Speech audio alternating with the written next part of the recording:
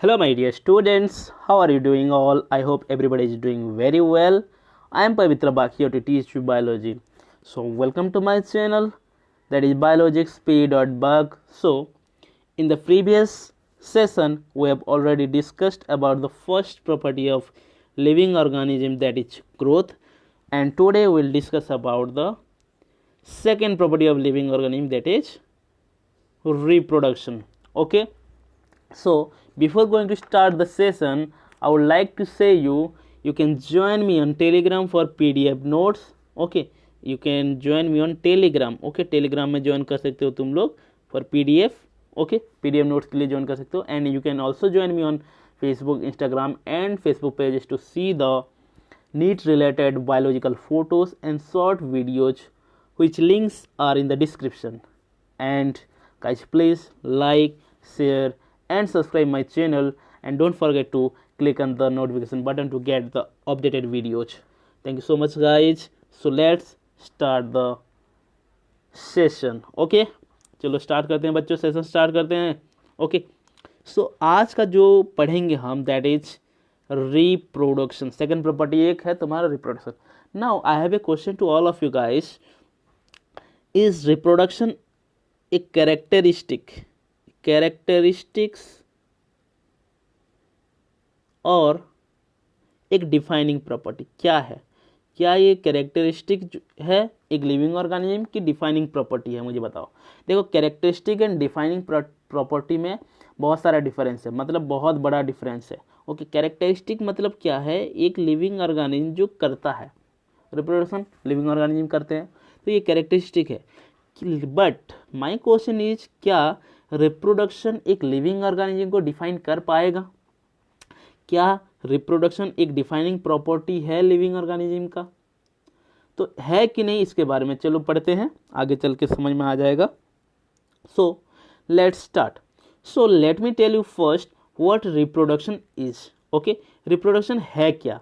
Okay, चलो मैं बता देता हूँ. सिंपली रिप्रोडक्शन का मतलब है प्रोडक्शन ऑफ बेबी और ऑफस्प्रिंग और progeny from the parents is known as reproduction. तो suppose this is a parent. Okay, ये पेरेंट है बच्चों. ओके, मान लो ये एक पेरेंट है, इस पेरेंट से एक बेबी बन रहा है. ओके, सिंपली ये प्रोसेस को, पेरेंट से बेबी बनना, इसी प्रोसेस को हम सिंपली बोल देते हैं reproduction. Okay, this is simply known as reproduction process. Okay, so production of baby from parent is known as reproduction process. Okay, cool. चलो आगे बढ़ते हैं. So now there is sentence written here. First point, that is, in multicellular organism, production of progeny possessing features less or more similar to those of parents. So यहाँ पे कुछ words हैं. इन multicellular organism मतलब जो भी organism multiple number of cells से बनता है, that organism is known as multicellular organism. So in multicellular organism, production of progeny मतलब baby possessing features less or more similar to those of parents. तो ये जो बेबी बनता है, ये जो पेरेंट्स से, तो जो फीचर्स रखता है, जो कैरेक्टरिस्टिक रखता है, वो लेस और more similar to those of parents होता है. Okay, let me explain it very well clearly. Okay, मान लो सपोज ये ह्यूमन एक मल्टी सेलुलर ऑर्गेनिज्म होता है, तुम लोग जानते हो. ओके, ये एक लड़का है और यहाँ पे तुम्हारा एक लड़की, ब्यूटीफुल सी, ओके, सुंदर सी लड़की है. ये हैं हमारे पेरेंट्स. ओके, ये दोनों रिप्रोडक्शन करने के बाद एक प्यारा सा बेबी यहाँ पे प्रोड्यूस करते हैं. ओके, रिप्रोडक्शन प्रोसेस से बेबी बनता है. तो ये मल्टी सेलुलर है बच्चों. This is multi cellular organism. Okay, यहाँ पे जो सेंटेंस बोला है, क्या ये बेबी अपने पेरेंट के साथ आइडेंटिकल है? क्या आइडेंटिकल है? Now one question is what is identical? Identical मतलब एग्जैक्टली सेम, पेरेंट जैसे दिखते हैं, जैसे काम करते हैं, जैसे कैरेक्टरिस्टिक है, बेबी का भी वही कैरेक्टरिस्टिक, वैसा ही दिखना, उसी को आइडेंटिकल बोलते हैं। तो क्या ये पेरेंट का जैसा लुक होगा, क्या इस बेबी का वैसा लुक होगा? एग्जैक्टली वैसा होगा क्या? नहीं होता है, थोड़ा बहुत कम होता है। मतलब इनसे कुछ कैरेक्टरिस्टिक यहाँ पे आएगा। अगर ज़्यादा number, more number of characteristic अगर पेरेंट्स से बेबी में आता है तो this baby will be more similar to the parents. अगर कम अमाउंट में, लेस अमाउंट में अगर कैरेक्टरिस्टिक बेबी के पास आता है तो baby will be less similar to that parents. Okay, उसका पेरेंट्स के हिसाब से लेस सिमिलर होगा। सो ये कौन से केसेस में हो रहा है? बेसिकली ये मल्टी सेलुलर ऑर्गेनिज्म में हो रहा है। सो आपको ये पॉइंट को ध्यान से याद रखना होगा बच्चों, that is in multi cellular organism the baby will be less और more similar to the parents. Okay, next point, in unicellular organism, now there is a word called unicellular organism, which means the organism is made up of only one cell. Okay, जो organism एक ही cell से बनता है उसको unicellular organism बोलते हैं, क्योंकि uni का मतलब होता है वन, यूनि का मतलब होता है one. Okay, in unicellular organism production of progeny possessing feature identical to those of parents. तो देखो ये एग्जैक्टली ऑपोजिट है तुम्हारा मल्टी सेलुलर ऑर्गेनिज्म के हिसाब से, अगर रिप्रोडक्शन प्रॉपर्टी को देखा जाए तो हम लोगों ने देखा कि जो हमारा मल्टी सेलुलर ऑर्गेनिज्म में, ओके, मल्टी सेलुलर ऑर्गेनिज्म में जो बेबी है आइडेंटिकल नहीं है, but in case of unicellular baby is identical to its parent. Okay, अपने पेरेंट के साथ आइडेंटिकल है यूनिसेलुलर के केस में। तो ये दो पॉइंट आपको याद रखना है। तो नाउ यूनिसेलुलर केस में कैसे तुम्हारा आइडेंटिकल होता है, let me show you this again. Okay, you can see here, suppose I am going to draw an unicellular organism that is a bacteria. तुम लोग जानते हो बच्चों, बैक्टीरिया एक यूनिसेलुलर ऑर्गेनिज्म है। ओके, बैक्टीरिया, मान लो यहाँ पे ये पेरेंट बैक्टीरिया है।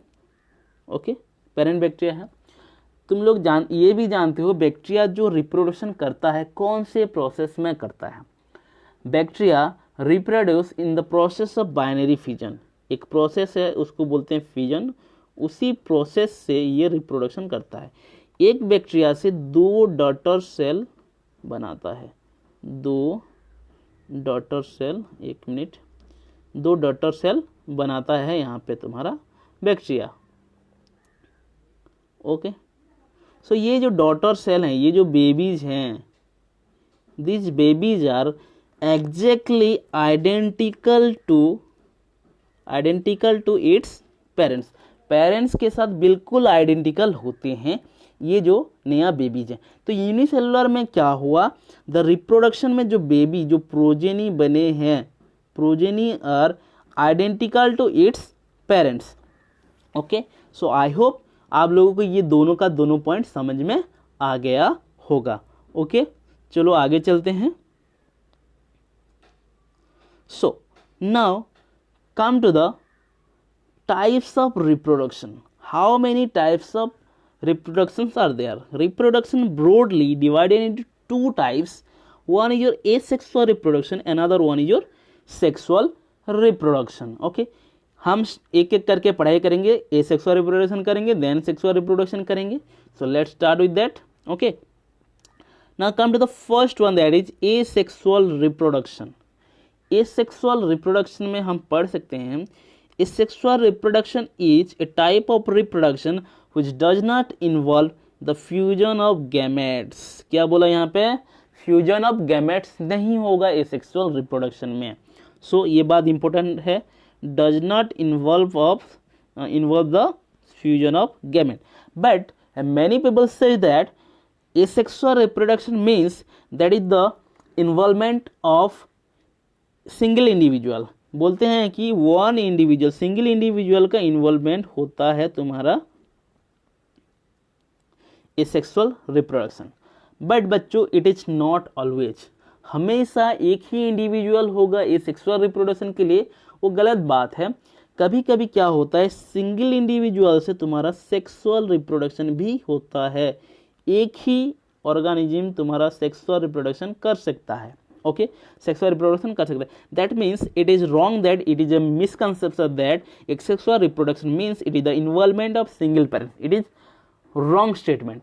सो आज हम आपको बताएंगे कि कैसे तुम्हारा एक ही ऑर्गेनिज्म में सेक्सुअल रिप्रोडक्शन हो सकता है, और एसेक्सुअल रिप्रोडक्शन एक ही ऑर्गेनिज्म में सेक्सुअल रिप्रोडक्शन हो सकता है, और तुम्हारा जो एसेक्सुअल रिप्रोडक्शन है that is not the involvement of single individual, that is the not involvement of fusion of gametes. यहाँ पे फ्यूजन ऑफ गैमेट्स नहीं होता है। Now come to the gametes,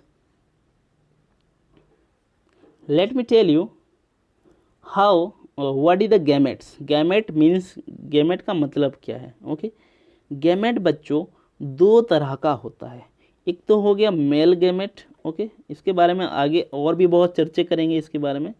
एक तो होता है मेल गैमेट और एक होता है फीमेल गैमेट। ओके, सो मेल गैमेट जो है, मेल गैमेट को हम जनरली स्पर्म बोलते हैं। ओके, मेल गैमेट को हम स्पर्म बोलते हैं, फीमेल गैमेट को हम एग बोलते हैं। ओके, तो मेल गैमेट जो स्पर्म एंड एग के बीच में फ्यूजन होने के बाद, ये दोनों के बीच में फ्यूजन होता है, फ्यूजन होने के बाद हमारा नया बेबी प्रोडक्शन होता है। बेसिकली ये सेक्सुअल रिप्रोडक्शन में होता है, बेसिकली ये सेक्सुअल रिप्रोडक्शन में होता है।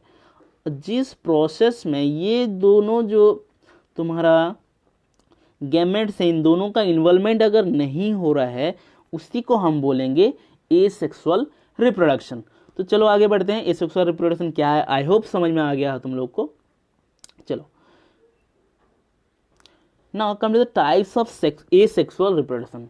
फिर एसेक्सुअल रिप्रोडक्शन का टाइप्स देखेंगे, क्या क्या आ सकता है। पहला है फिजन, फिजन के बारे में तुम लोग सुने हो। ओके, बॉर्डिंग भी जानते हो तुम लोग, 10th क्लास में पढ़े होगे।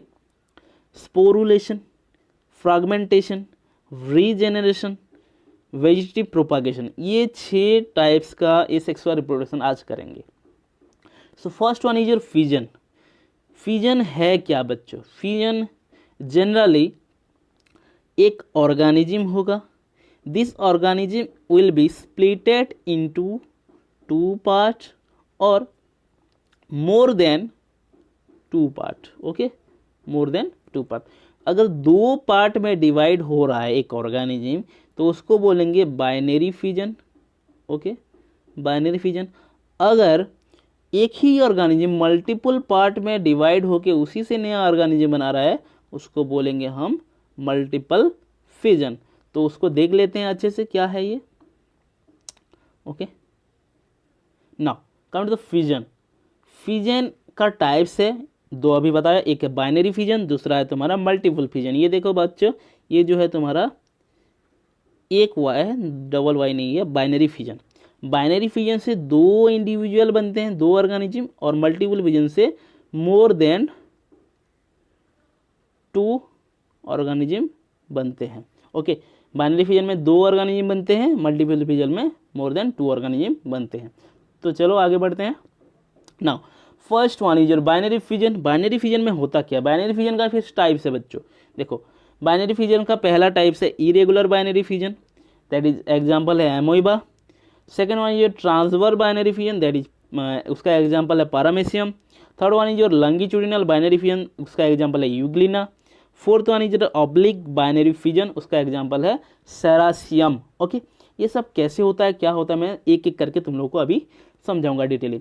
सो first one is your irregular binary fission. First one is your irregular binary fission. Okay, हम देखेंगे इसको एमोइबा में। इसका एग्जांपल बच्चों इंपॉर्टेंट है, इसको याद रखना है। एमोइबा थ्रू आउट द ईयर हम 12th में भी इसी को ही पढ़ेंगे, तो अभी मैं पढ़ा दे रहा हूँ तुम लोगों को ताकि तुम लोगों को वास्ट नॉलेज मिल जाए। ओके, एमोइबा में तो यहाँ पे क्या बोल रहा है, cytokinesis occurs on any plane. तो यहाँ पे एक वर्ड आया बच्चों, साइटोकाइनेसिस। साइटोकाइनेसिस का मतलब है, साइटोकाइनेसिस का मतलब होता है बच्चों, मान लो एक सेल है, सेल का ये होता है साइटोप्लाज्म। ओके, दिस साइटोप्लाज्म ऐसे बड़ा होके डिवाइड होके, यहाँ पे जैसे साइटोप्लाज्म का डिवाइड होके 2 सेल बन जाएगा, उसी को बोलेंगे हम साइटोकाइनेसिस। तो साइटोकाइनेसिस का मतलब क्या हो गया, स्प्लिटिंग ऑफ साइटोप्लाज्म, स्प्लिटिंग और डिवीजन ऑफ साइटोप्लाज्म, उसको क्या बोलेंगे हम लोग, दैट इज साइटोकाइनेसिस। तो यहाँ पे जो तुम्हारा बोल रहा है irregular binary fission in amoeba में जो बोल रहा है, तो cytokinesis occurs in a on any plane.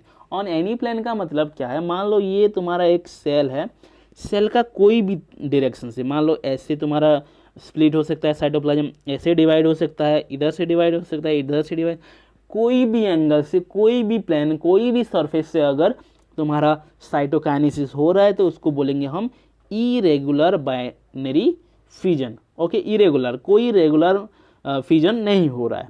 तो चलो देख लेते हैं एमोइबा में। Here is a diagram of irregular binary fission in amoeba, you can see here. ये तुम्हारा एमोइबा है, एमोइबा का साइटोप्लाज्म है, ये पेरेंट एमोइबा है। पेरेंट एमोइबा में तुम्हारा इस प्लेन में देखो, यहाँ पे देख सकते हो, इस प्लेन में तुम्हारा साइटोप्लाज्म का डिवीजन होना स्टार्ट हुआ है। यहाँ पे तुम्हारा न्यूक्लियस का इलंगेट हो रहा है, मतलब डिवीजन हो रहा है। फिर उसके बाद तुम्हारा साइटोप्लाज्म का डिवीजन हुआ, साइटोप्लाज्म डिवीजन होने के बाद हमको 2 डॉटर सेल मिला। तो एक एमोइबा से 2 डॉटर सेल मिला हमको। तो ये इस प्लेन में हुआ है, इधर इस प्लेन में भी हो सकता है, इस प्लेन में भी हो सकता है, इस प्लेन में भी हो सकता है। So this is the irregular binary fission in amoeba. Okay, चलो और एक टाइप्स का देखते हैं। So it is transverse binary fission. Transverse binary fission का मतलब क्या होगा, cytokinesis occurs in transverse plane. Transverse plane में तुम्हारा साइटोकाइनेसिस होगा। ये ट्रांसवर्स प्लेन होता क्या है, देखो, मान लो कोई ऑर्गेनिज्म है, अगर ऐसे अगर देखेंगे तो ये जो तुम्हारा, एक मिनट बच्चों डायग्राम गया, मान लो ये एक ऑर्गेनिज्म है, यहाँ पे हेड है, यहाँ पे तुम्हारा लेग वगैरह है, तो इसका जो ट्रांसवर्स प्लेन होगा ये है तुम्हारा ट्रांसवर्स प्लेन। तो यहाँ पे हम पारामेसियम में देखेंगे। So cytokinesis occurs in transverse section और ट्रांसवर्स प्लेन। ये है तुम्हारा पारामेसियम का स्ट्रक्चर। पारामेसियम में तुम्हारा जो डिवीजन होगा, जो साइटोकाइनेसिस होगा, कौन से डायरेक्शन में होगा, ट्रांसवर्स प्लेन में होगा। यू कैन सी हियर, यहाँ पे ऐसे इस प्लेन में तुम्हारा डिवीजन होगा, देख सकते हो। ये तुम्हारा पारामेसियम है, पारामेसियम का यहाँ पे तुम्हारा थोड़ा सा यहाँ पे स्प्लिट आ रहा है, यहाँ पे स्प्लिटिंग ऐसे आ रहा है, स्प्लिट ऐसे आके ऐसे डिप्रेशन होके यहाँ से इसी जगह से 2 डॉटर सेल बन गए हैं। तो this type of binary fission is known as transverse binary fission. कहाँ गए यार, this is known as transverse binary fission. Okay, चलो आगे चलते हैं। Now come to the longitudinal binary fission. Okay, longitudinal binary fission general found in your Euglena. Generally हमें ये कैसे होता है, मान लो ये एक ऑर्गेनिज्म है, ऑर्गेनिज्म का लॉन्गिट्यूडिनल प्लेन, मतलब ये प्लेन से तुम्हारा साइटोकाइनेसिस होगा, इसी एक्सिस में तुम्हारा साइटोकाइनेसिस होगा। तो इस टाइप का बाइनरी फिजन को हम बोलेंगे longitudinal binary fission. Now you can see the diagram. ये तुम्हारा यूग्लिना का स्ट्रक्चर है, यूग्लिना का देखो, या ये तुम्हारा यूग्लिना है, और यूग्लिना का यहाँ से लॉन्गिट्यूडिनल में से ऐसे डिवाइड हो रहा है, और यहाँ पे एक 2 हमको मिल जा रहा है Euglena. So this is what longitudinal binary fission is. Okay, now come to the oblique binary fission. Oblique मतलब एक प्लेन है, मान लो ये ऑर्गेनिज्म है, ऑर्गेनिज्म का ऐसे साइड से कट होना, ऐसे साइड से कट होना, इस टाइप का प्लेन को हम बोलते हैं ऑब्लिक प्लेन। और यहाँ से अगर कोई ऑर्गेनिज्म का ऐसे कटिंग हो रहा है तो उसको हम क्या बोलेंगे, oblique binary fission. So cytokinesis occurs along by oblique plane. तो ये तुम्हारा सेरासियम का डायग्राम है, ये तुम्हारा एक डायनोफ्लाजेलेट्स है, इसके बारे में हम बायोलॉजिकल क्लासिफिकेशन सेकेंड चैप्टर में पढ़ेंगे। इसका जो कटिंग है इस तरह से होता है, इस तरह से, ये ऑब्लिक प्लेन है इसका। तो यहाँ से अगर कट होके ये दो ऑर्गेनिज्म में बनेगा, कन्वर्ट हो जाएगा, तो इसको हम बोलेंगे oblique binary fission. Okay, so simple. Now here is a sentence: in unicellular organism reproduction is synonymous to growth that is increasing in number of cells। बच्चों अगर आप लोगों को याद होगा, हम लोग पढ़े थे ग्रोथ का मतलब, ओके, ग्रोथ का मतलब हम लोग पढ़े थे increase in cell number, cell number में इंक्रीज होना, सेल नंबर में इंक्रीज होना को हम ग्रोथ बोलते हैं। ठीक exactly that the in unicellular organism, unicellular organism में रिप्रोडक्शन जो हो रहा है, मान लो बैक्टीरिया में रिप्रोडक्शन हुआ तो तुम्हारा 1 से 2 सेल बना। तो अब देखो 1 से 2 सेल बन रहा है, तो 1 सेल से 2 सेल बना तो increasing in number of cell हुआ। बट यहाँ पे ये बैक्टीरिया का रिप्रोडक्शन प्रोसेस है, तो ग्रोथ एंड रिप्रोडक्शन दोनों सेम है कि नहीं बच्चों यूनिसेलुलर ऑर्गेनिज्म में। सो इस बात को भी याद रखना है, in unicellular organism reproduction is synonymous to growth that is increase in number of cells. Okay, चलो आगे बढ़ते हैं। Now multiple fission in Plasmodium, Plasmodium सुने होंगे बच्चे, प्लाज्मोडियम तुम्हारा मलेरिया डिजीज करता है। ये एक प्रोटोजोआ है और इसको हम स्पोरोजोआन भी बोलते हैं क्योंकि ये स्पोर प्रोड्यूस करता है। तो देखो कैसे होता है मल्टीपल फिजन। मल्टीपल फिजन, मान लो ये एक ऑर्गेनिज्म है, इसी ऑर्गेनिज्म में एक न्यूक्लियस होगा, ओके, ऑब्वियसली न्यूक्लियस होगा। मान लो किसी अनफेवरेबल कंडीशन के वजह से ये डिवाइड नहीं हो पा रहा है, ये फिजन नहीं कर पा रहा है, तो अनफेवरेबल कंडीशन में क्या करता है, ये अपने चारों तरफ एक शीत बना लेता है, ओके, एक सिस्ट बोलते हैं उसको, सिस्ट है ये, जो कि तुम्हारा ये ऑर्गेनिज्म को प्रोटेक्ट करता है। जब ये सिस्ट यहाँ पे होता है, न्यूक्लियस इसके अंदर ऑटोमेटिकली डिवाइड होते रहते हैं, ओके, ऑर्गेनिज्म के अंदर न्यूक्लियस ऐसे डिवाइड होते रहते हैं। जब फेवरेबल कंडीशन आता है, ये सेल बस्ट हो जाता है, हर एक न्यूक्लियस से नया नया ऑर्गेनिज्म बन जाते हैं। तो इसका मतलब क्या हुआ, एक सेल से बहुत सारे नया नया सेल बने, तो एक सेल का फ्यूजन होने की वजह से मल्टीपल नंबर ऑफ सेल बने। तो इस टाइप का रिप्रोडक्शन प्रोसेस को हम बोल सकते हैं मल्टीपल फ्यूजन। और ये तुम्हारा एग्जांपल क्या है इसका, प्लाज्मोडियम। ओके, चलो यहाँ पे डायग्राम देख सकते हो, ये तुम्हारा एक प्लाज्मोडियम है। प्लाज्मोडियम तुम्हारा देखो एक न्यूक्लियस था, यहाँ पे न्यूक्लियस, यहाँ पे देखो बहुत सारे न्यूक्लियस हो गया है। नाउ न्यूक्लियस का यहाँ पे ग्रोथ हो रहा है, मतलब मैचुरेशन हो रहा है। उसके बाद जब ये तुम्हारा बस्ट हो गया, यहाँ से बहुत सारे सेल हुआ, बहुत सारे सेल बन गए यहाँ पे। Okay, so this is how multiple fusion occurs in Plasmodium. Now come to the another one, sporulation. Sporulation क्या होता है बच्चों, कुछ ऑर्गेनिजम्स होते हैं जो कि स्पोर प्रोड्यूस करते हैं, और ये स्पोर्स क्या होता है, थोड़ा थोड़ा छोटा छोटा ऐसे दाना दाना टाइप का चीज़ें होता है, जिससे नया ऑर्गेनिज्म बन सकता है, जिससे नया ऑर्गेनिज्म बन सकता है। तो ये स्पोर क्या होता है, एक पर्टिकुलर एक थैली जैसे चीज़ों में स्टोर होता रहता है। जब वो मैच्योर हो जाता है, उसके बाद ये बस्ट होके स्पोर ऐसे निकल जाता है। स्पोर निकलने के बाद हर एक स्पोर से नया नया ऑर्गेनिज्म बन सकता है। तो यहाँ पे देख सकते हो, यहाँ पे एक डायग्राम है तुम्हारा, एक फंगस का डायग्राम है। ये फंगस का एग्जाम्पल तुम्हारा, ये इस फंगस को हम राइजोपस बोलते हैं। यहाँ पे देखो, देख सकते हो एक थैली टाइप का स्ट्रक्चर है, जिसको हम जनरली स्पोरेंजियम बोल रहे हैं, और इसी स्पोरेंजियम के अंदर स्पोर है, जिसको हम स्पोरेंजियोस्पोर बोलते हैं। तो जब मेच्योर हो जाएगा स्पोर्स वगैरह, तो ये जो स्पोरेंजियम में बस्ट हो जाएगा, और यहाँ से तुम्हारा स्पोर्स गिर जाएंगे, और स्पोर्स गिरने के बाद ये स्पोर जर्मिनेट करके नया एक ऑर्गेनिज्म दे देंगे ऐसे। तो this is what sporulation process. Okay, now move to the another types of asexual reproduction, that is बर्डिंग।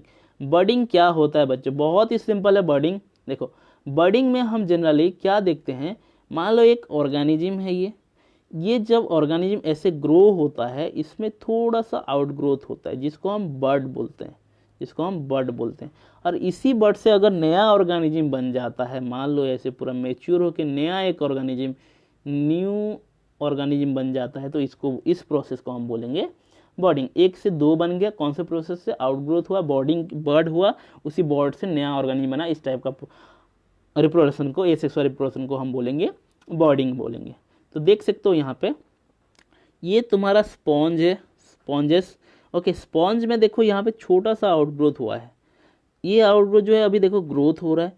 Growth होने के बाद ये स्पॉन्जेस देखो डिटेच हो गया और एक तुम्हारा सबस्ट्रेटम या सरफेस में चिपक गया, और यहाँ से तुम्हारा ये पूरा फुल्ली ऐसे ग्रो होने वाला है, नया इंडिविजुअल बनने वाला है। तो एक आउटग्रोथ हुआ जो बर्ड तरह है, इसी बर्ड से नया इंडिविजुअल बना, इसको हम बोलेंगे बॉर्डिंग प्रोसेस। इसको याद रखना होगा, boarding process in sponge. Sponge में तुम्हारा बॉर्डिंग होता है। Okay, another thing, another one, boarding in hydra. Hydra में भी तुम्हारा बॉर्डिंग होता है। हाइड्रा क्या होता है बच्चों? देखो, एक ऐसे तुम्हारा 4-5 हाथ होता है, इस टाइप का दिखता है तुम्हारा हाइड्रा। देख सकते हो यहाँ पे ऐसे, ये तुम्हारा टोटल बॉडी है हाइड्रा का, यहाँ पे देख सकते हो ये। तो यहाँ पे क्या है, देखो छोटा सा आउटग्रोथ बन रहा है यहाँ पे, इस हाइड्रा में छोटा सा आउटग्रोथ हो रहा है। देखो ये आउटग्रोथ थोड़ा सा बड़ा होकर फिर हाइड्रा जैसे दिखने लगा है, ये मेच्योर हो गया है। मेच्योर होने के बाद देखो स्प्लिट हो गया है, अलग हो गया, तो यहाँ से फिर नया इंडिविजुअल बन जाएगा। तो एक ऑर्गेनिज्म से दो ऑर्गेनिज्म बना है, तो एक ऑर्गेनिज्म से पेरेंट से तुम्हारा दूसरा हो गया बॉर्डिंग के प्रोसेस। सो हाइड्रा में भी बॉर्डिंग प्रोसेस होता है। Okay, move to the another type of budding in yeast. Okay, yeast में भी बॉर्डिंग हो रहा है बच्चों। ओके, देखो ये तुम्हारा पेरेंट ईस्ट है, ईस्ट में थोड़ा सा आउटग्रोथ हुआ है। आउटग्रोथ होने के बाद ये तुम्हारा बर्ड पूरा बन गया है। बर्ड बनने के बाद देखो बहुत सारा ऐसे नया नया बर्ड बन रहा है, और हर एक बर्ड से नया नया ऑर्गेनिज्म बनेंगे। तो इस प्रोसेस को भी हम बोलेंगे बॉर्डिंग। तो जनरली ये किसका स्ट्रक्चर है, किसका डायग्राम? ईस्ट। तो जितना भी एग्जाम्पल दिया जा रहा है बच्चों, सारा का सारा example you have to memorise. Okay, ना come to the fragmentation. Fragmentation होता क्या है? मान लो सपोज ये एक ऑर्गेनिज्म है, ये ऑर्गेनिज्म का यहाँ पे ऐसे फ्रैगमेंट हो गया, तो 3 पार्ट हो गया मान लो। 3 पार्ट से फिर से तुम्हारा नया 3 ऑर्गेनिज्म बन जाएगा। This process is known as fragmentation. Okay, so you can see here the parent's body breaks into 2 or more fragment, each body fragment develops into an organism। तो क्या बोल रहा है, पेरेंट बॉडी जो है फ्रैगमेंट में डिवाइड हो जाएंगे, और हर एक फ्रैगमेंट एक एक नया नया ऑर्गेनिज्म बन जाएंगे। Okay, it is found in sponges, sea animals, that is coelenterates and echinoderms. इनमें मिल जाता है तुम लोगों को फ्रैगमेंटेशन। और कहाँ पे मिलता है? Fragmentation is also found in algae, for example spirogyra. Fungi तुम्हारा राइजोपस अभी हम स्पोरुलेशन देखे थे, तो इसका मतलब ये है राइजोपस में तुम्हारा both sporulation as well as fragmentation भी हो रहा है। और कुछ प्लांट्स किंगडम में पढ़ेंगे, एक ब्रायोफाइट्स नाम का एक प्लांट्स होते हैं, जिसका एग्जाम्पल है रिशिया एंड मर्चेंसिया। इनमें भी तुम्हारा फ्रैगमेंटेशन होता है। और एक टाइप का प्लांट्स है जिसको हम टेरिडोफाइट बोलते हैं, इसके बारे में भी हम चैप्टर 3 में पढ़ेंगे। उसका एग्जांपल है सेलाजिनेला। वो भी तुम्हारा फ्रैगमेंटेशन प्रोसेस में रिप्रोड्यूस करते हैं।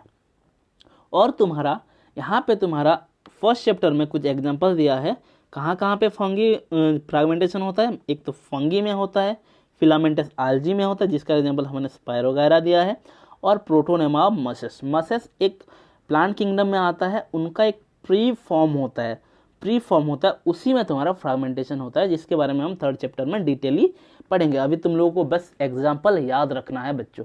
ओके, चलो आगे चलते हैं। So you can see here fragmentation process. ये तुम्हारा फ्लैटवर्म का एक डायग्राम है। फ्लैटवर्म में भी तुम्हारा फ्रैगमेंटेशन प्रोसेस होता है। देखो ये फ्लैटवर्म में ऐसे प्रेजेंट है, और हर एक फ्रैगमेंट ऐसे सेपरेट हो गया, और हर एक फ्रैगमेंट से तुम्हारा नया एक ऑर्गेनिज्म बनेगा। और देखो तुम्हारा ये फंगस का दिया है, फंगस का ये तुम्हारा ऐसे ऐसे फंगस है, और यहाँ से फंगस का तुम्हारा देखो डिवाइड हो रहा है, सेपरेशन हो रहा है, हर एक फ्रैगमेंट से नया नया ऑर्गेनिज्म बन जाएगा। तो इस प्रोसेस को हम बोलेंगे फ्रैगमेंटेशन प्रोसेस। फ्रैगमेंटेशन इन स्पायरोगायरा, ये हमारा स्पायरोगायरा है बच्चों। देख सकते हो ये तुम्हारा पूरा का पूरा स्पायरोगायरा है। और देखो यहाँ पे स्पायरोगायरा का न्यूक्लियस प्रेजेंट है।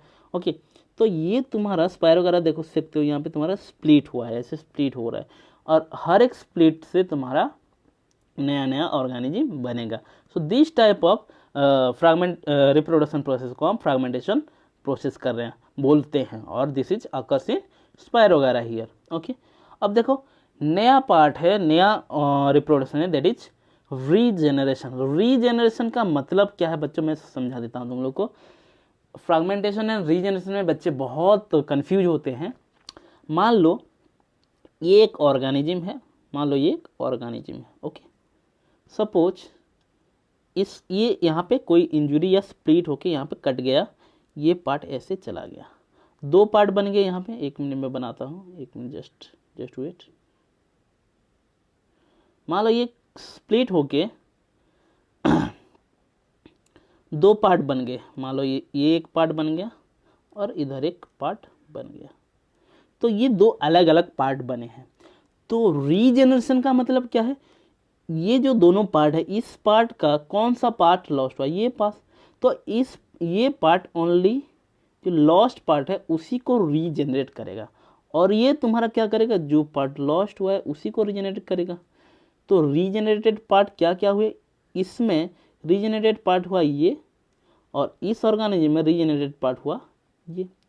तो जो लॉस्ट पार्ट है, लॉस्ट पार्ट का रीजेनरेशन होना, उसको हम बोलेंगे रीजेनरेशन। बट फ्रैगमेंटेशन में क्या होता है, जितना भी फ्रैगमेंट हो उसी फ्रैगमेंट से पूरा होल ऑर्गेनिज्म का प्रोडक्शन होता है, तो वो फ्रैगमेंटेशन हो गया। ओके, चलो, तो रिप्रोडक्शन तुम्हारा रीजेनरेशन कहाँ पे होता है, generally one example is here, that is occurs in Planaria. तो ये फ्रैगमेंटेशन लिखा है, जनरली रीजेनरेशन भी होता है ये। देखो यहाँ पे तुम्हारा प्लानर, यहाँ पे फ्रैगमेंट हो गया, फ्रैगमेंट होके यहाँ पे एक फ्रैगमेंट हो गया, यहाँ पे एक फ्रैगमेंट हो गया, यहाँ पे एक फ्रैगमेंट हो गया। तो ये फ्रैगमेंट तो रहा था, बाकी पार्ट तुम्हारा रीजनेट हुआ।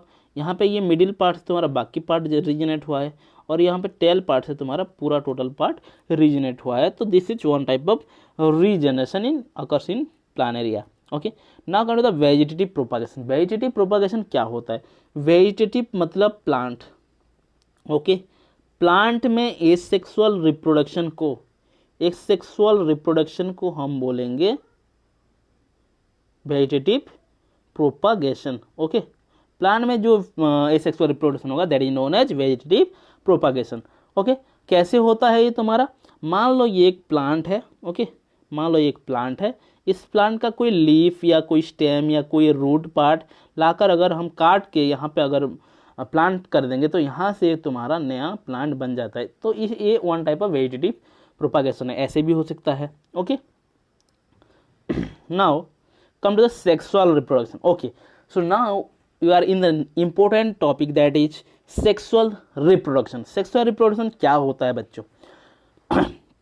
So fusion of male and female gametes is the defining property of sexual reproduction. Okay, क्या बोला, fusion of male and female gamete, male and female gamete का फ्यूजन को ही हम क्या बोलते हैं, सेक्सुअल रिप्रोडक्शन बोलते हैं। एंड ये देखो तुम्हारा डिफाइनिंग प्रॉपर्टी बोल रहा है बच्चों। ओके, सेक्सुअल रिप्रोडक्शन में तुम्हारा जो fusion of male and gamete होता है उसको हम डिफाइनिंग प्रॉपर्टी बोल रहे हैं। Okay, now one more important thing, क्या यहाँ पे इन्वॉल्व होते हैं दो पेरेंट्स का, जरूरी है इन्वॉल्व होना? नो, इन्वॉल्वमेंट होना जरूरी नहीं है दो पेरेंट का। Many students say that sexual reproduction is involvement of two parents, two individual. That is wrong statement. हमको यहाँ पे क्या पढ़ना है, that is fusion of male and female gametes. Male and female gametes, fusion of male and female gametes is sexual reproduction. आज से यही बोलोगे बच्चों, sexual reproduction क्या है, fusion of male and female gametes. Okay, now क्या होता है sexual reproduction में जनरली, तुम्हारा ये मेल गैमेट्स है, ये तुम्हारा फीमेल गैमेट्स है। मेल गैमेट्स को हम स्पर्म या एंथ्राजॉइड्स भी बोलते हैं, फीमेल गैमेट्स को हम एग और ओवम बोलते हैं। इन दोनों के बीच में फ्यूजन होकर एक जायगोट बनता है, और इसी जायगोट से हम एक कंप्लीट ऑर्गेनिज्म बनते हैं। तो ये जो तुम्हारा फ्यूजन हुआ मेल एंड फीमेल गैमेट्स के बीच में, उस प्रोसेस को हम सिंगेमी और फर्टिलाइजेशन बोलते हैं।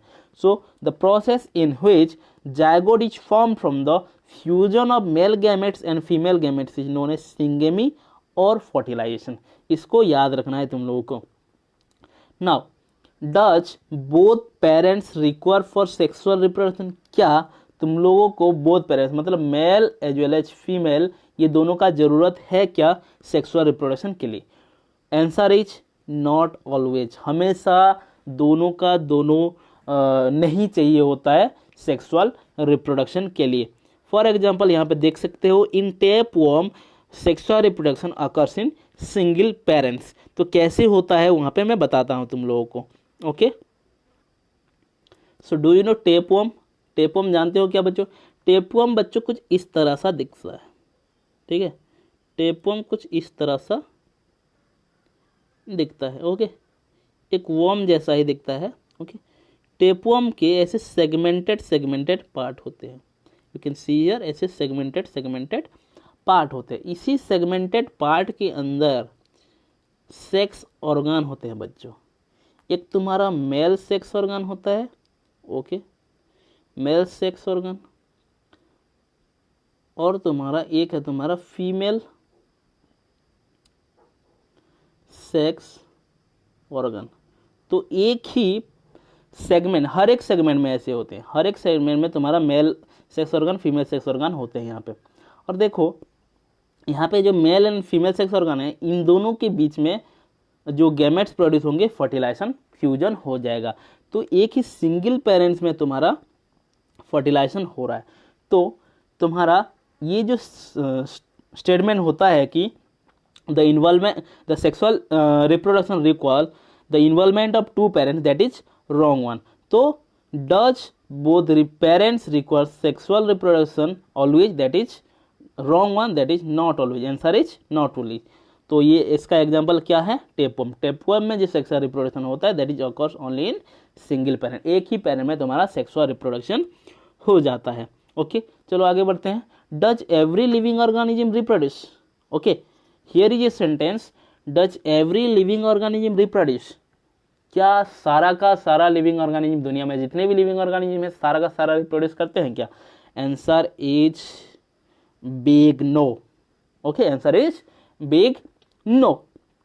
ओके, सो क्या है बातें देखते हैं। For example mule. म्यूल क्या होता है बच्चों? ओके, म्यूल देखो यहाँ पे मैं बता रहा हूँ, एक फीमेल हर्स होता है, female horse, okay, female horse and तुम्हारा male donkey. Female horse and male donkey को अगर फ्यूज कराएंगे तो एक नया हाइब्रिड टाइप का हमको वैरायटी मिलता है, उसको हम बोलते हैं म्यूल। म्यूल जो कि तुम्हारा स्टेराइल इन नेचर होता है। क्या होता है? स्टेराइल इन नेचर होता है। स्टेराइल का मतलब क्या है?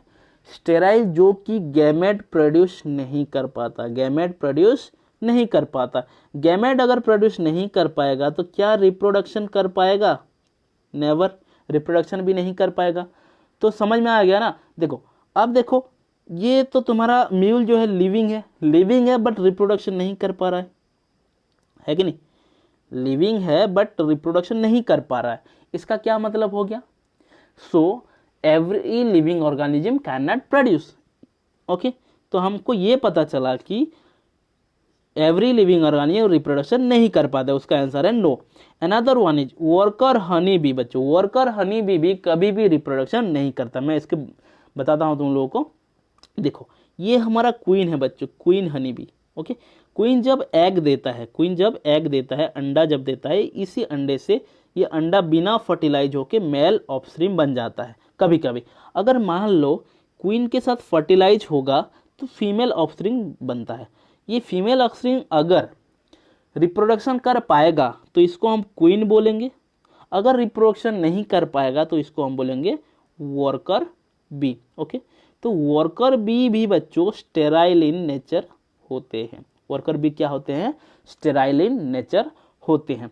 अब एक बात सुनो यहाँ पे, जब तुम्हारा क्वीन जब एग दिया, एग अगर बिना फर्टिलाइज होके मेल ऑफस्प्रिंग देता है, इस टाइप का प्रोसेस को हम बोलते हैं पार्थेनोजेनेसिस। क्या बोलते हैं इसको? पार्थेनोजेनेसिस। पार्थेनोजेनेसिस क्या हो गया? Production of organism from unfertilized egg. Okay, production of offspring from unfertilized egg, उसको हम बोलेंगे पार्थेनोजेनेसिस। बट यहाँ पे देखो तुम्हारा फर्टिलाइज्ड एग से जो फीमेल ऑफस्प्रिंग बनता है, अगर और वर्कर भी बन जाता है, वर्कर भी मतलब जो काम करेंगे, क्योंकि ये रिप्रोडक्शन तो कर ही नहीं सकते। तो इससे हमको क्या क्या पता चला, म्यूल एंड वर्कर बी से हमको क्या पता चला, ये पता चला कि ये लिविंग ऑर्गेनिज्म है, still they are unable to reproduce. तो अब देखो बच्चों, एक तो बात हमने देखे कि जो यूनिसेलुलर ऑर्गेनिज्म होते हैं, यूनिसेलुलर ऑर्गेनिज्म में जो रिप्रोडक्शन है एंड जो ग्रोथ है, ये दोनों सेम होते हैं। और एक बात क्या समझे यहाँ पे, जो सारा लिविंग ऑर्गेनिज्म रिप्रोडक्शन नहीं कर सकते हैं। तो मुझे बताओ, क्या reproduction is a defining property of living organism? No, reproduction is not a defining property of living organism, क्योंकि सारा लिविंग ऑर्गेनिज्म यहाँ पे रिप्रोडक्शन नहीं कर पा रहे हैं। ओके, तो यहाँ पे इस लाइन को, इस सेंटेंस को ध्यान देना है, reproduction is not a defining property of living organism, ये इंपॉर्टेंट है बच्चों। ओके, सो आज का सेशन इतना ही। Thank you so much guys, love you all. अगर आप लोगों को अच्छा लगता है वीडियो तो प्लीज लाइक कीजिए, शेयर कीजिए, बहुत सारे बच्चों को फैलाइए ये video. Okay, thank you so much guys, love you, bye bye, take care.